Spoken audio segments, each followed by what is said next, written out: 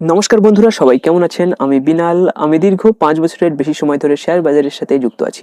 আজকের এই ভিডিওতে প্রথমে আমরা ডিসকাশন করব যে কোন কোন কারণগুলোর জন্য বাজারে এত বড় ধরনের পতন হচ্ছে। তো এখানে সংক্ষেপে আলোচনা করব, কেননা কালকে যে পয়েন্টগুলো নিয়ে আমি ডিসকাশন করেছিলাম সেম পয়েন্ট কিন্তু এখানে উঠে আসছে। আজকে নতুন কোনো পয়েন্ট কিন্তু এখানে অ্যাড হয়নি।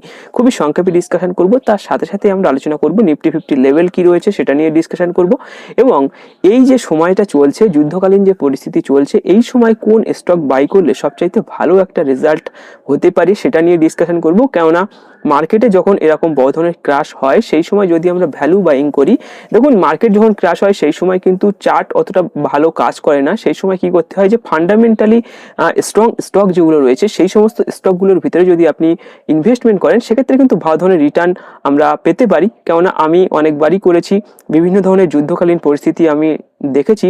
লাস্ট 5 বছরের মধ্যে ভারত পাকিস্তানের যুদ্ধ হয়েছে, রাশিয়া ইউক্রেনের যুদ্ধ হয়েছে, আবার এই যুদ্ধটা হচ্ছে, এবং আরো একটা যুদ্ধ হয়েছিল কাদের সাথে আমার ঠিক মনে পড়ছে না, মায়ানমারের সাথে কাদের একটা হয়েছিল। তো এই সময়গুলোতে মার্কেটে কিন্তু বড় ধরনের ক্রাশ হয়ে থাকে। তো এরকম পরিস্থিতিতে যদি ভালো ধরনের ফান্ডামেন্টালি স্ট্রং স্টকের ভিতরে বাইং করা যায় সেক্ষেত্রে কিন্তু একটা ভালো ধরনের রিটার্ন কিছুদিনের ভিতরে মার্কেট আমাদেরকে দিয়ে দেয়। তো সেটাই আমরা আজকে আলোচনা করব যে কোন স্টকগুলো বাই করলে এখন সবচাইতে ভালো হবে, ভ্যালু বাইং কিভাবে করব সেটা নিয়ে ডিসকাশন করব। তো ভিডিও শুরুর আগে সবাইকে রিকোয়েস্ট করব, যারা প্রথমবার ভিডিওটি দেখছেন অথবা এখনো পর্যন্ত চ্যানেলটিকে সাবস্ক্রাইব করেননি, দয়া করে চ্যানেলটিকে সাবস্ক্রাইব করে রাখবেন। আপনি এই চ্যানেল থেকে ট্রেডিং এবং শেয়ার বাজার সম্পর্কিত যাবতীয় তথ্য সম্পূর্ণ ফ্রিতে আপডেট পেয়ে যাবেন। তো আসুন দেরি না করে আজকের ভিডিওটি এবার আমরা শুরু করি। তো আসুন দেখে নিই এখানে কোন কোন কারণগুলোর জন্য বাজারে বড় ধরনের পতন হচ্ছে। প্রথমে আমরা সংক্ষেপে ডিসকাশন করে নেব এটা, তারপর আমরা নিফটি 50 লেভেল নিয়ে ডিসকাশন করব এবং কোন স্টক এই মুহূর্তে বাই করলে বেটার আমরা রেজাল্ট পেতে পারি, সেখান থেকে ভালো ধরনের একটা রিটার্ন আমরা পেতে পারি সেটা নিয়ে ডিসকাশন করব। তো আসুন দেখে নিই কি বলছে। তো আজকে মার্চের 4 তারিখ, আর এখানে নিফটি 50 কিন্তু এখানে 380 পয়েন্টের নিচে এখানে ক্লোজ করেছে। 380 পয়েন্ট বা 85 পয়েন্টের আশেপাশে কিন্তু এখানে ক্লোজিং করেছে। আর এখানে 550 পয়েন্টের বেশি এখানে নিচে নেমে গিয়েছিল। সেন্সেক্স 1800 পয়েন্টের বেশি কিন্তু এখানে নেমে গিয়েছিল। তো আসুন দেখে নিই যে এখানে কোন কোন কারণগুলো রয়েছে। কি বলছে, এই পতনের প্রধান কারণ হলো আমেরিকা ইরান যুদ্ধের দ্রুত বিস্তার। দেখুন এখানে আমেরিকার সাথে আর একটা দেশ রয়েছে, সেটা হচ্ছে ইসরায়েল। আমেরিকা এবং ইসরায়েল কিন্তু এখানে যৌথ উদ্যোগে কার সাথে যুদ্ধ করছে না, ইরানের সাথে যুদ্ধ করছে, এবং যেটার কারণে বড় ধরনের ক্রাশ কিন্তু আমরা লক্ষ্য করতে পারছি। বড় ধরনের ক্রাশ কিন্তু এখানে হচ্ছে। আর এখানে ভালো ভালো স্টক প্রাইস, মানে কিন্তু স্টকের প্রাইসও কিন্তু এখানে অনেক কম দামে চলে এসছে। ভ্যালু বাইং করার জন্য একটা দুর্দান্ত সুযোগ কিন্তু মার্কেটে এই মুহূর্তে চলে এসছে। যা কি বলছে, যা আজ পঞ্চম দিনে পদার্পণ করেছে, মানে যুদ্ধের কথা বলা হচ্ছে, এবং বিশ্ব বাজারের বিনিয়োগকারীদের মধ্যে একটি চরম আতঙ্ক সৃষ্টি করেছে। এই যুদ্ধটা কিন্তু মানে বিনিয়োগকারীদের মধ্যে একটা বিরাট বড় ধরনের এখানে প্যানিক মানে তৈরি করছে, এবং যেটার ফলে কিন্তু মার্কেটে বড় ধরনের ক্রাশ হচ্ছে। তো আসুন দেখে নিই এখানে কোন কোন কারণগুলো বেসিক্যালি উঠে আসছে বাজার পতনের মূল কারণসমূহ। ফার্স্ট পয়েন্ট কি বলছে, পশ্চিম এশিয়ার ক্রমবর্ধমান যুদ্ধ। কি বলছে, ইরানের সর্বোচ্চ নেতার মৃত্যুর খবরের পর উত্তেজনা চরমে পৌঁছেছে। মানে খামেনির কথা বলা হচ্ছে, তিনি ইরানের কিন্তু সর্বোচ্চ নেতা ছিলেন, এবং তার মৃত কিন্তু যে নিউজ, তিনি মারা যাওয়ার পরে যে নিউজটা সেটা পাবলিশ হওয়ার পর কিন্তু এখানে মার্কেটে একটা বড় ধরনের প্যানিক তৈরি হয়েছে। প্রথমে যুদ্ধ চলছিল সেই সময় কিন্তু অতটা বড় প্যানিক তৈরি হয়নি। মারা যাওয়ার খবরটা যখন মানে পাবলিকালি এখানে পাবলিশ হয়ে গিয়েছে সেক্ষেত্রে কিন্তু তারপর এখানে বড় ধরনের প্যানিক তৈরি হয়েছে। এবং আসুন দেখে নিই কি বলছে, পাল্টা হামলা এবং আমেরিকা ও ইসরায়েলের সরাসরি সম্পৃক্ততা একটি দীর্ঘস্থায়ী আঞ্চলিক যুদ্ধের আশঙ্কা বাড়িয়ে দিচ্ছে।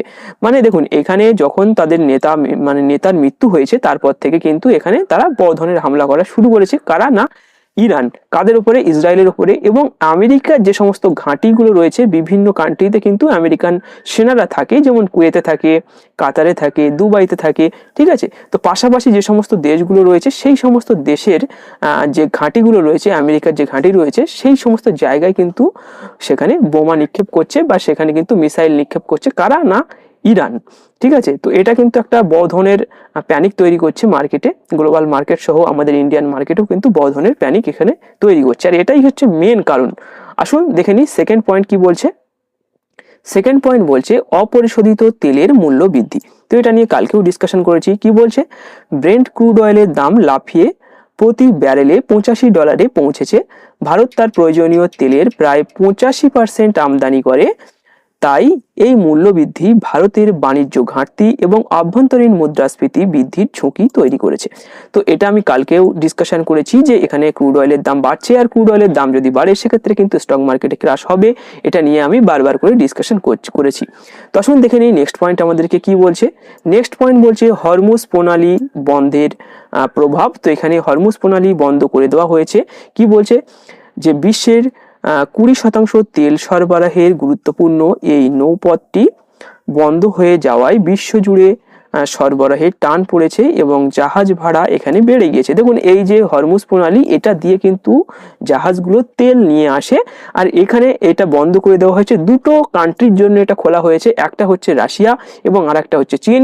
এদের দুইজনের জন্য খোলা হয়েছে এবং আদার্স যে সমস্ত কান্ট্রি রয়েছে তারা যদি ওই প্রণালী ব্যবহার করে সেক্ষেত্রে তাদের উপর কিন্তু এখানে তাদের উপরে কিন্তু এখানে হামলা করা হবে, সেটা কিন্তু জানিয়ে দিয়েছে ইরানের যে সরকার রয়েছে বা ইরানকে যে এখন চালাচ্ছে সে কিন্তু এখানে জানিয়ে দিয়েছে। ঠিক আছে, ইরানের তরফ থেকে এটা জানানো হয়েছে যে অন্যান্য দেশ যদি এই প্রণালী ব্যবহার করে সেক্ষেত্রে বড় ধরনের কিন্তু এখানে হামলা আমরা করব, কিন্তু এখানে চীনা আর রাশিয়া বাদে।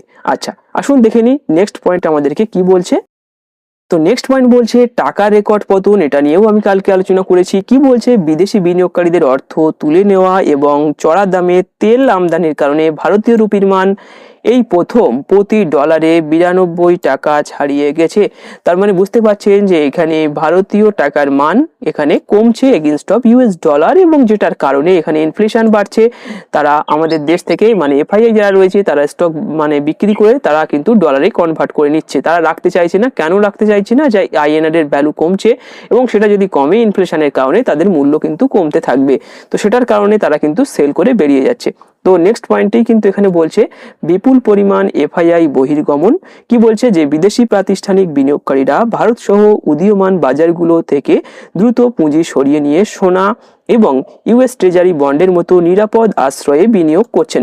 আমি কালকে একটা জিনিস আপনাদেরকে বলেছিলাম। কি বলেছিলাম? যে সোনা বা রূপো এই মুহূর্তে বাই করবেন না। সোনার উপর মধ্যে কিন্তু বড় ধরনের পতনের আশঙ্কা আমি লক্ষ্য করছি অ্যাজ পার টেকনিক্যাল চার্ট, যেটা আমি কালকেও আপনাদেরকে বলেছি, এবং আপনি আজকে সেটা লক্ষ্য করতে পেরেছেন যে সোনা এবং রূপার দামে কিন্তু বড় ধরনের একটা ক্রাশ এখানে হয়েছে।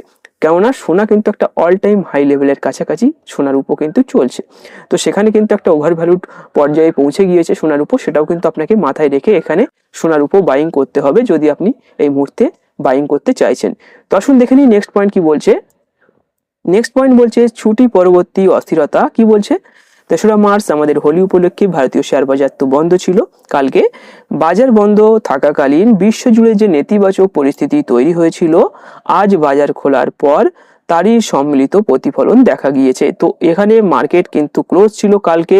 আমাদের মার্কেট ক্লোজ ছিল, কিন্তু অন্যান্য মার্কেট কিন্তু কোনো ধরনের ক্লোজ ছিল না। সেখানে কিন্তু মার্কেট চলছিল এবং সেখানে বড় ধরনের ফল আমরা লক্ষ্য করেছিলাম এবং সেটার একটা ইফেক্ট কিন্তু আমাদের মার্কেটে এখানে চলে এসেছে। সেটা কিন্তু আমরা আজকে লক্ষ্য করতে পেরেছি। তো এখানে যে সমস্ত পয়েন্টগুলো মেইনলি এখানে আমাদের বাজারকে প্রভাবিত করেছে সবগুলো নিয়ে ডিসকাশন করলাম সংক্ষেপে। তো আসুন এবার দেখে নিই যে নিফটি 50 চার্ট আমাদের কি বলছে এবং আমরা বেশ কিছু ভ্যালু বাইং স্টক এখানে কি হতে পারে তো সেগুলো নিয়েও ডিসকাশন করে নেবো। তো আসুন সেটা একবার দেখে নিই। তো দেখুন আমি এখানে নিফটি 50 চার্টটি ওপেন করে নিয়েছি। আমি এখানে ডেইলি ক্যান্ডেলস্টিক হিসাবে নিফটি চার্টটি ওপেন করেছি। তো এই মুহূর্তে দেখছেন যে নিফটি কিন্তু এখানে একটা ক্রুশিয়াল সাপোর্ট লেভেল এখানে যেটা রয়েছে বা এখানে সাপোর্ট জোন আপনি বলতে পারেন। এখানে সাপোর্টটা হচ্ছে 24,300 কাছাকাছি যে সাপোর্টটা রয়েছে, এখানে সাপোর্ট জোন রয়েছে। তো এই সাপোর্টের উপরে কিন্তু এখনো পর্যন্ত রয়েছে, এখানে কিন্তু ট্রেড করছে। তো এই লেভেলটাকে যদি ব্রেকডাউন করে দেয় সেক্ষেত্রে কিন্তু এটার ভিতরে আরো একটা বড় ধরনের পতন হতে পারে এবং এখানে কিন্তু প্রাইসটা আরো নিচে চলে আসতে পারে। এখানে 23,770 কাছাকাছি চলে আসতে পারে। সাপোর্ট লেভেলটা দেখতে পাচ্ছেন, সাপোর্ট লেভেলটা রয়েছে এখানে 24,300 কাছাকাছি কিন্তু আমাদের এখানে সাপোর্ট লেভেলটা এখানে রয়েছে।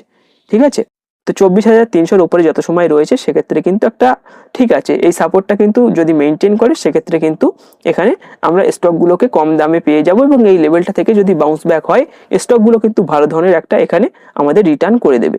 তো আসুন একবার দেখে নিই যে এখানে কোন কোন স্টকগুলো রয়েছে যে স্টকগুলো ভালো ধরনের পারফরমেন্স করতে পারে। তো ফার্স্ট আমি যে স্টকটি নিয়ে আলোচনা করব, স্টকটির নাম হচ্ছে রিলায়েন্স ইন্ডাস্ট্রি লিমিটেড। তো এখানে রিলায়েন্স ইন্ডাস্ট্রি আমি কেন বলছি আপনাদের, দেখুন রিলায়েন্স ইন্ডাস্ট্রি হচ্ছে একটা ব্লু চিপ কোম্পানি, ঠিক আছে।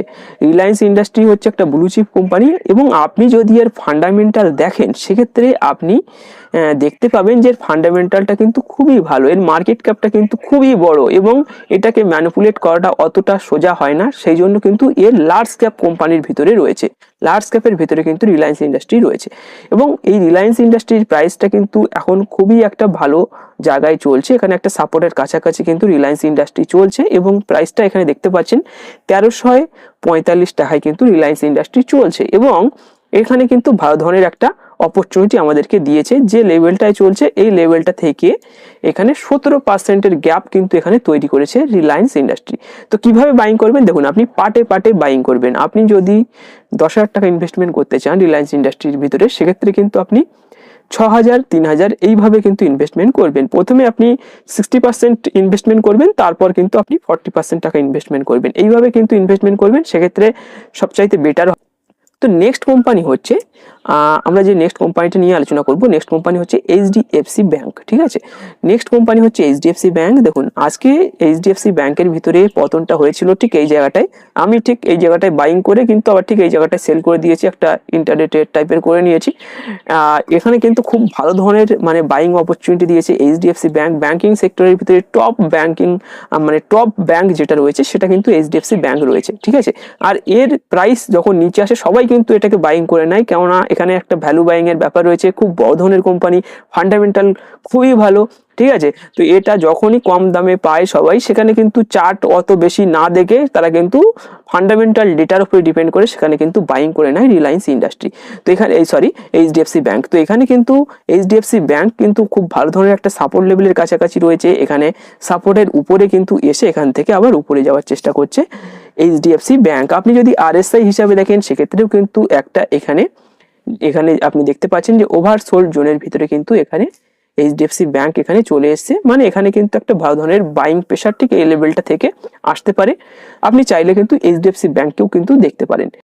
আমাদের নেক্সট কোম্পানি হচ্ছে আইসিআইসিআই ব্যাংক। তো আপনি এখানে দেখতে পাচ্ছেন যে আইসিআইসিআই ব্যাংকের যে এখানে প্রাইসটা চলছে 1365 টাকার আশেপাশে কিন্তু আইসিআইসিআই ব্যাংকের প্রাইস চলছে এবং একটা সাপোর্ট লেভেলের উপরে কিন্তু আইসিআইসিআই ব্যাংক এখানে ট্রেড করছে। তো এখানে আইসিআইসিআই ব্যাংক কিন্তু সেকেন্ড লার্জেস্ট ব্যাংক আর ব্যাংকিং সেক্টরের ভিতরে সেকেন্ড লার্জেস্ট ব্যাংক, আর এটা কিন্তু খুব বড় ধরনের একটা ওয়েটেজ রাখে ব্যাংক নিফটির উপরে, তো সেটা এখানে কম বেশি সবাই জানে। তো এটার ফান্ডামেন্টাল যেটা রয়েছে খুবই ভালো ফান্ডামেন্টাল রয়েছে, আর ব্লু চিপ কোম্পানি এখানে কিন্তু যদি ইনভেস্ট করা হয় সেক্ষেত্রে কিন্তু এখানে টাকা লুজ হওয়ার সম্ভাবনাটা অনেকটাই কম, কেননা এটা blue chip company, strong fundamental কিন্তু এখানে আইসিআইসিআই ব্যাংকের রয়েছে। তো এটা আপনি দেখতে পারেন। নেক্সট যে কোম্পানিটার কথা বলবো, কোম্পানিটার নাম হচ্ছে কি L&T। এই যে L&T কোম্পানিটার নাম হচ্ছে L&T লার্সেন অ্যান্ড টোব্রো লিমিটেড, এটাও একটা লার্জ ক্যাপ কোম্পানি এবং ফান্ডামেন্টালি খুবই একটা ভালো কোম্পানি এবং এই মুহূর্তে কিন্তু একটা সাপোর্ট লেভেলের আশেপাশে ট্রেড করছে। এখানে দেখতে পাচ্ছেন যে একটা সাপোর্ট লেভেলের আশেপাশে কিন্তু ট্রেড করছে এবং এখানে বড় ধরনের একটা প্রাইস কিন্তু এখানটায় ফল হয়েছে এবং এই জায়গাটাই থেকে কিন্তু আবার একটা বাইং প্রেশার এখানে লক্ষ্য করা যাচ্ছে L&T কোম্পানির মধ্যে। তো এটাও ফান্ডামেন্টালি ভালো company, blue chip company, Nifty 50-র ভিতরে রয়েছে, তো এটাও কিন্তু আপনি চাইলে দেখতে পারেন। তো আমাদের নেক্সট কোম্পানি হচ্ছে হিন্দুস্তান ইউনিলিভার লিমিটেড। তো এটাও কিন্তু খুব ভালো ধরনের একটা কোম্পানি, এটাও একটা ব্লু চিপ কোম্পানি, এটার ভিতরেও একটা ভালো ধরনের প্রাইস কারেকশন হয়েছে। তো এটাও কিন্তু এখনো একটা সাপোর্ট লেভেলের কাছাকাছি এখানে ট্রেড করছে। তো এখানেও কিন্তু একটা ভ্যালু বাইং করার জন্য বেস্ট স্টক কিন্তু হিন্দুস্তান ইউনিলিভার লিমিটেড। তো আপনি কিন্তু এই কোম্পানিটাও চাইলে দেখতে পারেন।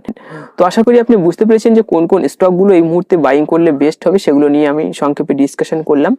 তো আজকের এই ভিডিওটি এখানেই শেষ করব। ভিডিওটি ভালো লাগলে অবশ্যই ভিডিওটিকে লাইক করবেন, বন্ধুদের সাথে শেয়ার করবেন এবং আপনি যদি আমাদের ইউটিউব চ্যানেলে প্রথমবার ভিজিট করেন সেক্ষেত্রে অবশ্যই চ্যানেলটিকে সাবস্ক্রাইব করে পাশে থাকবেন।